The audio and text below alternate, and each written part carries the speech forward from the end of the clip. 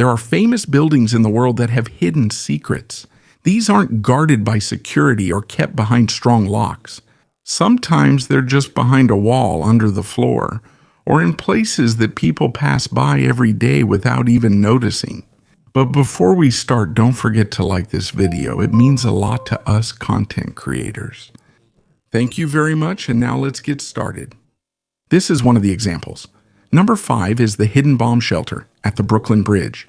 In 2006, there were workers who were just inspecting the bridge. It was supposed to be just a normal check. But while they were looking inside the bridge, they opened a door. When they went in, they saw a room that hadn't been entered for almost 50 years. It was fully stocked. There were blankets neatly arranged in boxes, along with water containers and medicines. They didn't look old or damaged. It seemed like they were just recently prepared. There were hundreds of thousands of emergency crackers stored there, and it was said that they were still edible. All the supplies were properly placed and had their own containers. They weren't just dumped there. Everything was arranged carefully. There was no doubt about what these were for. The supplies inside dated back to 1957 to 1962 during the Cold War, when the world was afraid of a possible nuclear war. In short, this room was built as a shelter in case of a major disaster. But after it was prepared and sealed, it was never revisited. Many years passed, the Cold War ended, and the room was gradually forgotten. Meanwhile, life outside went on as usual. Thousands of people pass by the Brooklyn Bridge every day, walking, commuting, taking pictures. But they don't know that there's a hidden room inside it, a room filled with food and supplies, prepared for a war that never happened. If you think about it, it's not just a simple hiding place. It shows how afraid people were back then. They were ready to stock up on food, water, and supplies even if they didn't know when they would use them. And as time passed, that fear slowly faded away. But the room remained quiet, hidden, and almost no one knew about it. Most people back then knew where the nearest shelter was. But the difference with the shelter inside the Brooklyn Bridge was that no one knew it was there. Apparently, the public didn't know about it. Most officials didn't know either. And it seemed that even other inspectors who had passed by the place several times didn't know about it. The inside of the bridge itself is large and cave-like, made of stone with high ceilings. It was built in the 1870s, so if there's a hidden room inside the wall, it really wouldn't be noticed. In addition, the Brooklyn Bridge is one of the most famous bridges in the world. Every day, more than 100,000 vehicles cross it. People pass through here, but despite this, they don't know that there's a hidden shelter inside. Until now, it's still there, closed and not open to the public. Number 4 is Benjamin Franklin's basement in London. In December 1997, some workers were fixing an old house near Trafalgar Square. While they were working on the basement, they saw something strange. A human thigh bone was sticking out of the ground. Because of this, the police were called. This isn't something you normally see, and it's not a small thing either. As they dug up the area, they found even more bones. There were more than 200 bone fragments from at least 15 people, including some children. But what they found became even stranger. You can see that the bones were used for study. Some skulls had holes and some bones were cut. This wasn't the work of a criminal. This was the work of a scientist. And that house was at 36 Craven Street, the former residence of Benjamin Franklin, who lived there for 17 years, from 1757 to 1775. The explanation for this is one of the strange parts of the history of medicine. The homeowner's daughter, Polly Stevenson, married a young doctor named William Hewson. He was an excellent scientist and was even admired by Benjamin Franklin. William Hewson studied how blood and the inside of the body work. But to demonstrate and teach this, he needed real human bodies. This is where the problem started. In 18th century London, dissecting bodies for study was almost forbidden. This was only allowed for criminals who had been punished, and there were very few of those bodies. So what he did was set up his own small school in the basement of his house. Despite this, he still needed bodies. So most likely he got them from people who dug up graves or through other illegal means. After he used the bodies, he couldn't just throw them away. So what he did was bury the remains under the garden of his house. In addition to this, there's a big chance that Benjamin Franklin knew about it. He was well known for supporting science. That's why it's hard to believe that he didn't know what was happening in his own residence. The bones that were found had clear signs of study. There were skulls with holes drilled into them and bones that were neatly cut. And there were even traces of mercury, a chemical that Hewson used in his experiments. This means it didn't just happen once. This was done for a long time as a serious study of the human body. It wasn't just a simple experiment. It was planned and done repeatedly. But despite this, everything eventually stopped. William Hewson died in 1774 due to an infection while working. In 1775, Benjamin Franklin left to return to America. After this, the place was left behind. It was not opened, and it was forgotten for a long time. The owners of the house changed over time, but no one knew about what was underground. Until 1997, when a worker was digging and hit a bone, that's when the secret was uncovered again. And now some of those bones can be seen at the museum at 36 Craven Street behind glass, as a silent reminder of a secret that was uncovered long ago, the buried one. If you look at it, the house seems normal. There's nothing unusual about its appearance. But underneath, something is happening that other people don't know about. A place used for study, but it couldn't be shown to everyone. And over time, it was just buried by soil and forgotten, until a simple dig uncovered it again. The man on the $100 bill, Benjamin Franklin, lived for almost 20 years in a house with a secret underneath. On the outside, it was just an ordinary house. There was nothing unusual about its appearance, but something else was happening, and most people didn't know about it. There was an anatomy school quietly studying the human body, using methods that others weren't supposed to know about, and the evidence was hidden underground in the garden the whole time. Number 3, the secret platform in New York City. Under one of the most famous hotels in the world, the Waldorf Astoria in New York, there is a secret train passage that almost no one knows about. This hotel has hosted many presidents of the United States since the time of Herbert Hoover, but there is a secret underneath it. There is a private rail line connected to Grand Central Terminal. Here, a train can arrive without being seen by the public. There's even an elevator big enough to carry a car. Despite this, it wasn't made for regular passengers.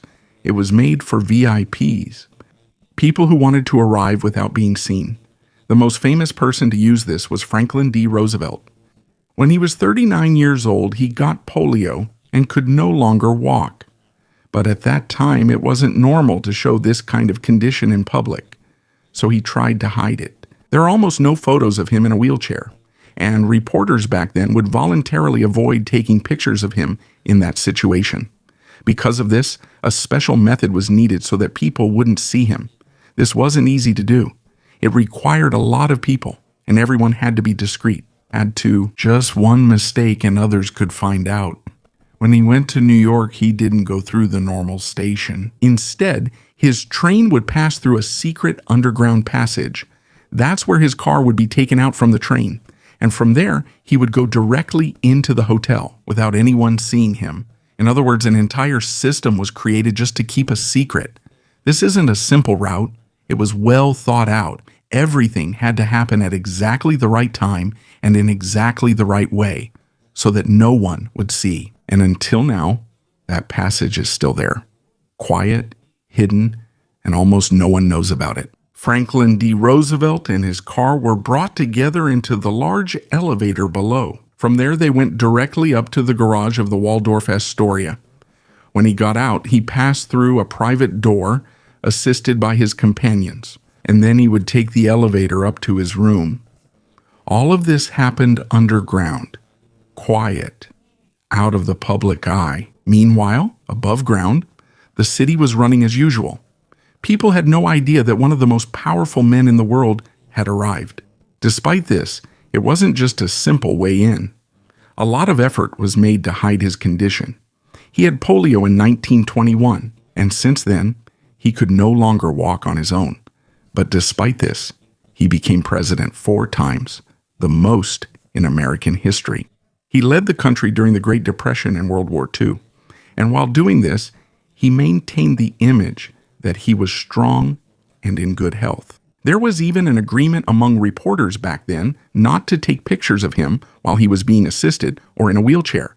Among the thousands of photos of him, you'll hardly find any that show him in a wheelchair. In addition, even the United States Secret Service helped block the cameras. Even visitors from other countries were told not to react. Every move he made, how he stood, held things, or greeted people, was all planned to make him look normal. And while all of this was happening, the secret passage underneath is still there to this day. It's still part of the Metro North Railroad tracks. Other famous people also used it in the following years. It could also be used as an emergency route for leaders. When there's an important meeting in the city, in other words, this isn't just a simple secret place. It's an entire system built to hide what they don't want the public to see. From the arrival of the train to entering the hotel, everything is orderly and quiet. No one sees, no one notices. Everything seems normal, but something is happening that most people don't know about. Every day, thousands of people pass by the Waldorf Astoria. They look up at one of the most famous. But they don't know that if they look down, there's a secret train passage underneath, a place that was used so that Franklin D. Roosevelt, the leader who led America during World War II, could quietly enter. Number 2, the underground lake in Paris. Beneath one of the most famous opera houses in the world, the Palais Garnier, there's a secret lake. It's not just there for decoration, and it's not simply flooding either. It's a real water reservoir, deep, dark, and quiet. You can find it a few meters below the stage. In fact, firefighters in Paris use it to train for underwater rescues, especially in dark places. In addition, they say there's a big fish living there that's taken care of by the staff. And what's even more surprising is that if the water is removed, the entire building above will move. In other words, this water is important to keep the opera house strong. This is also where the idea for the Phantom of the Opera House came from. It was written by Gaston Leroux in 1910. But despite this, the lake is not imaginary. It's real. It all started in 1861 when Charles Garnier began constructing the building. While they were digging, they discovered underground water that couldn't be removed. Even when they used machines to remove it, the water kept coming back. So instead of getting rid of the water, they found a way to use it. They built something strong. This is an underground water reservoir beneath the building to control the pressure and keep the entire structure strong. In other words, the problem became the solution. Because of this, there's a hidden lake beneath the Palais Garnier. It's quiet, dark, and essential to the entire building. It wasn't made to be unique. It was made out of necessity. But because it's underground, it became a mystery to others. And until now, it's still there, quiet and hidden. Gaston Leroux said at the beginning of his book that the story has a basis in reality. The Phantom, as a person, is not real, but the lake under the Palais Garnier is real. In addition, the inside of the building is like a maze. There are many passageways and hidden paths that most people don't know about. As time went by, stories started to emerge. There were things that couldn't be explained.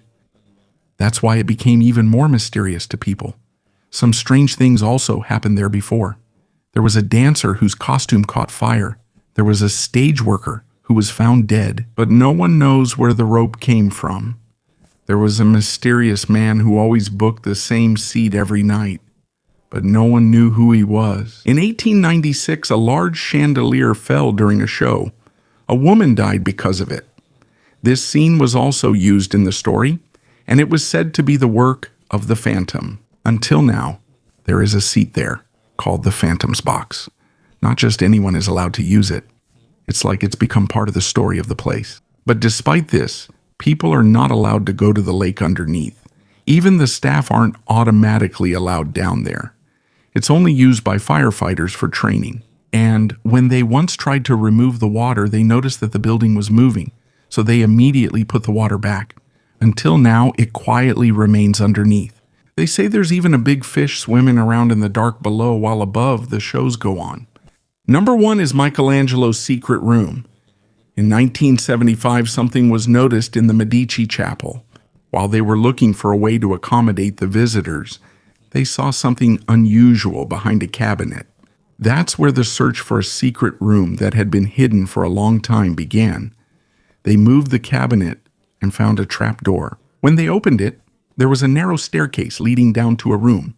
The room had been closed for a long time. Back in 1955, it was used as a coal storage. It was about 10 meters long, narrow, and had a low ceiling. Afterwards, they removed the thick plaster from the walls. They did it slowly so as not to damage what was underneath. That's where they saw the truth. Underneath the thick wall, there were drawings all over the wall. They didn't understand it right away. At first, they thought it was just simple marks left by the people who used the room. But as they removed the surface, the drawings became more visible. These weren't just random lines, they had direction. There were details that you would see in the work of a skilled artist. And that's when the suspicion started to form. This wasn't just made by anyone. It's possible that this was made by the very person who hid in the room. An artist who, even without a canvas, without light, and without freedom, continued to create. In the limited space, he used the wall as a substitute for paper, and instead of stopping what he was doing, he filled it even more with ideas. Not to show it right away, not so it wouldn't disappear, because in situations like this, a person's true character comes out even more. And in his case, it's clear that even in the midst of danger, he never abandoned being an artist. There are drawings of the human body in different poses. In the small room, he accomplished a lot. Even while hiding, he continued what he was doing. He used charcoal and chalk. The work is clean and polished. It's obvious that it was made by a skilled artist. The director immediately noticed what it was. It hadn't been seen for almost 445 years. And there's a strong possibility that it was Michelangelo who made it. This is where the story began. In 1529, Michelangelo was still working on the Medici Chapel. He designed the building and the tomb of the Medici family. But something happened. In 1527, he joined the opposition against the Medici family. They were expelled from the city of Florence at that time. He even helped defend the city against the soldiers led by Pope Clement VII, who was also a member of the Medici. But their group eventually fell. In 1530, the Medici returned to power. They issued an order to execute those who had helped against them before. Michelangelo was included in the list. He couldn't easily escape. So he was hidden right under the church where he was working, in a small and secret room beneath the church that he himself had built. He hid there while waiting to see if he would be forgiven. He hid there for almost 2 months, from around June to October of that year. The room was small and had a tiny window that let in a bit of light from outside. While he was hiding, he brought charcoal and chalk with him, and there he filled the entire wall with drawings. When these were seen in 1975, it was noticed that the drawings resembled the works of Michelangelo. There were feet and bodies that resembled the statues in the Medici Chapel above. There were poses similar to those in the Sistine Chapel. There were also ideas that came from old statues that inspired him. You can also see large drawings of people. Even though the room was small, it was as if he was drawing for a large church, not for a hidden chamber. There are parts of the body that were drawn in detail, like the hands, feet, and face. There is one unusual drawing where the face is turned to the side but still facing forward. This is a technique known in his works. Even though the ceiling is low, he was free to draw. It's as if he wasn't limited by the space. Until now, experts are still studying the drawings. Some say that everything was made by Michelangelo. Others believe that only some of the works are his. But clearly, the style, materials, and details are strong indications that he made most of them. According to those who have seen it, entering the room feels different. It's quiet inside, and it feels like time has stopped. As your eyes get used to the dim light, you slowly start to see the many drawings around you. It's like the drawings on the wall have different layers. But what's most special here is not just who made it, but how it was made. Michelangelo was not just an ordinary young artist back then. In 1530, he was already the most famous artist in Europe. He was the one who painted the ceiling of the Sistine Chapel. He also created famous masterpieces like David and Pieta. He already had many projects from kings and popes. But despite all this, he hid in a small and dark room. It was a simple chamber beneath the Medici Chapel, which he himself designed. After he was freed, the room was closed. It was used to store charcoal until 1955. Afterwards, it was closed again and forgotten. A cabinet was even placed over the trapdoor, making it even less noticeable. Many years passed. In 1975, the room was rediscovered.